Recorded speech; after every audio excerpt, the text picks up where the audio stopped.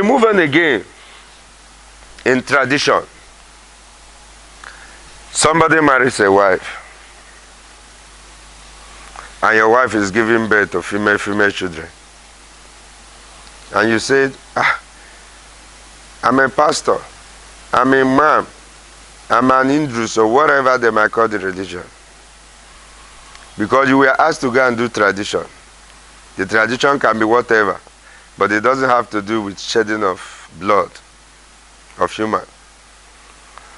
And you are a Christian. Oh yes, you have the right to say, I will not go and do this tradition because of my belief. And I am ready to stand the test of time. If my wife do not give me a male child, I am ready to manage the female children for the rest of my life. If you have taken this as a decision, and you think you don't want to tomorrow to change this decision, the moment this decision is taken by you, you forget about that matter. Don't ever you one day give room of sitting down to start thinking that you don't have a male child, you are growing old, your wife is not giving you a male child. How is it going? Don't ever you give room for one day, sit down to think about it. Any day you ever sat down to think about the frustration of it, you know what to do? Quickly rush to that tradition and perform it. You are not worthy of your belief. You are not worthy of your faith. You are now, the frustration will be giving you so many thoughts. It's just that thought you don't want to accept it. But you have given room for those thoughts to start coming. And the religion said that a double-minded man cannot receive anything from God. Of that side of that religion that said it. For that purpose, if any day you wake up and that thing gives you sleepless night, check out the people who knows the tradition. Go and do it. And your wife will give you a male child. If your wife gives you a male child, you have cleared this confusion from your head. You will never for one day again begin to think about it. It will never frustrate you again. And so, and there is this category of people in the church that if such tradition comes out immediately and it affects them, they will go and do it. I fall among these prophets. There are prophets of old, and there are prophets of the era. I am the prophet of the era that tells you the truth the way it is. I'm a very good Christian. I went to Bible school, and as you can see, I still preach the Bible here. And I'm living a good life as a natural human being. I am not claiming that normal holiness that people used to know, that that normal way of born again. I don't claim that kind of holiness. But if you ask me, I will tell you that I'm a born again.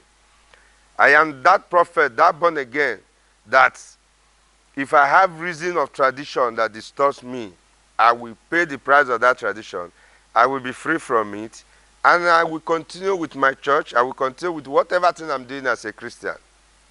This is me. Before taking this decision, I have tried. It is coming by experience. I'm not guessing it.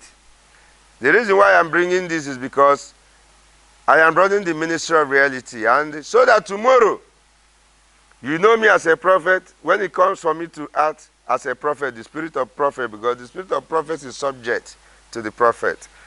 When he asks me to walk as a prophet, I walk as a prophet. On that manner, people think about prophet.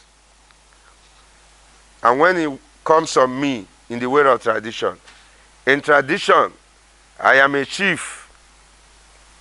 And in religion, I am a prophet. I am here to bring the reality the way it is. I don't miss words. I'm not here to say certain things that I will say a different thing and I'll be doing something else behind.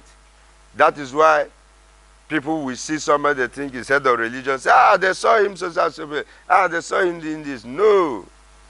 Because they lied to you that doing such thing is an abomination and they don't do it. So they hide from back, go doing it. So when people see them, they become surprised. I am not like them. I am doing anything a natural human being can do, and that is me. And this is what I have seen from nature, because my experience about this is too large. And this is one of the things confusing people, children of men. This is who I am. I'm a natural human being. I'm a prophet, I'm a chief.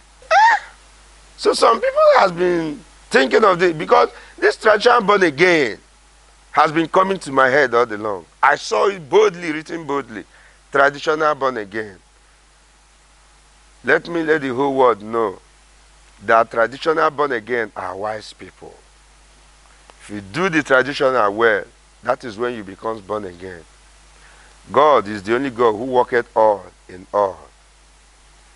Now, in the tradition,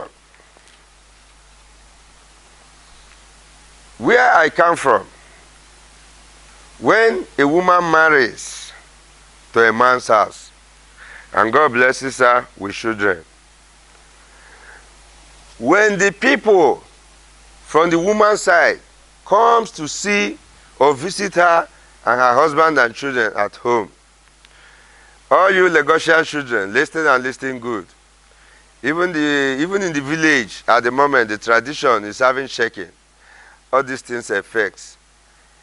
Any of those people from your maternal home that you see, whether in your father's house, that you see anywhere at all, and you recognize that this person is from your maternal home, you must give the greetings that is special for them. In Igbo language, we call it Nnamochie, Nnemochie. Nnamochie if it's man, Nnemochie if it's woman. And in greeting them, you must bend down and your finger must touch the ground, the soil that you are marching on. They say Igbo people don't have respect. Who told you that we don't have? We give respect as Satwen do to those who knows the tradition. It is not meant that any Igbo man, if you come across anybody who sees on the road, begin to greet and fall on the ground. There are some tribes that it is their tradition. It is not wrong. That's how they are doing it in their own side.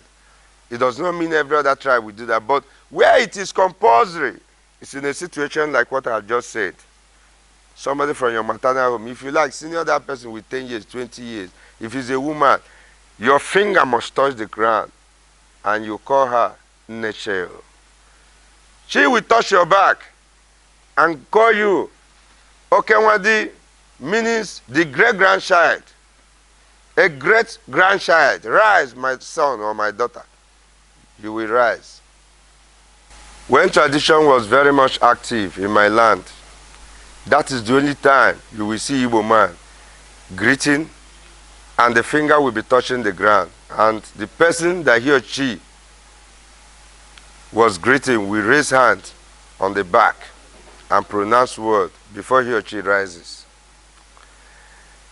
And when it was very much active, if you see a small boy of 8 years, probably with the father or with the mother,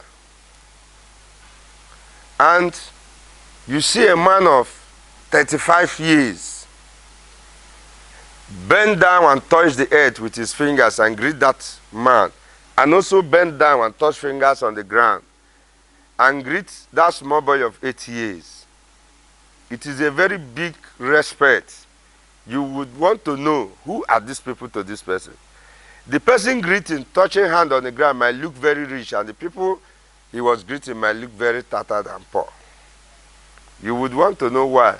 An Igbo man will know that this man just performed tradition, that this might be people from his or her maternal home. In our world today, most of the children begotten outside Igbo land, and some of them that were not taught of the tradition in Igbo land currently, you will see somebody from your maternal home. You want to raise your hand and check, and even give him knock on the head. Maybe you senior him or her. That thing you are doing will have negative effect against you if you are doing it to stop it from today. When you come across people from your maternal home and you are an Igbo man, you must bend down and touch the earth and greet that person, an ancient father or ancient mother, depending whether man or woman. Observe the tradition. If you observe certain traditions,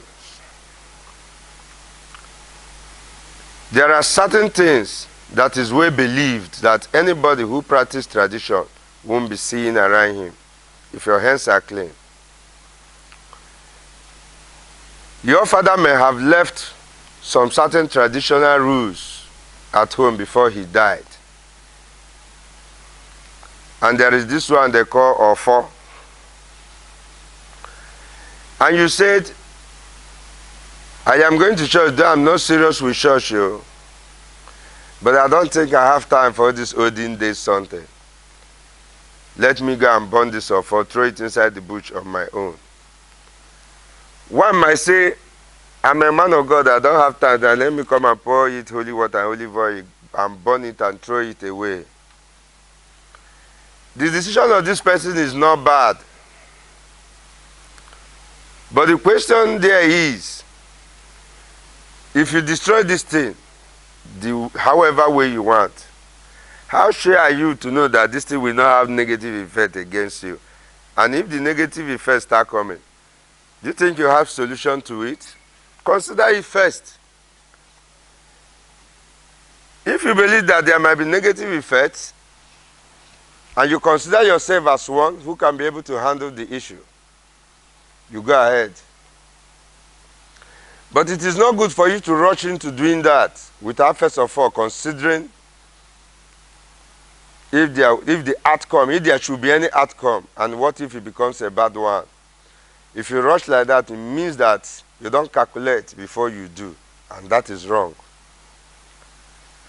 If you calculate and feel like, no, I can't be able to fight this, there might be two ways to go about it. One is either you make sure that house where your father built for that or for whatever do not collapse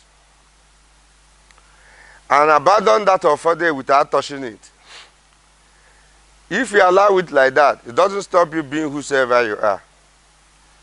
If at a point you think you are having some negative things in your life and that or for every finger is pointing at it, because if it is good, it's on your head. If it is bad, it's on your head. So in this, you need personal decision. Not what somebody can sit you down to brainwash you in anything. I'm only here to bring the truth the way it is. If you know you are not capable of destroying it, what you will do? Make consultation about traditionals, the traditionists. Those people that practice tradition, whatever, look for them. When they see, they say, Pastor, this one you come here today. I say, come on. You guys know that my father left traditional things for us. And we have not been interested in handling it. And this is how we are seeing this. And all the fingers we have is pointing at this tradition. Let's come and know what to do about it. Those people will tell you, what do you want?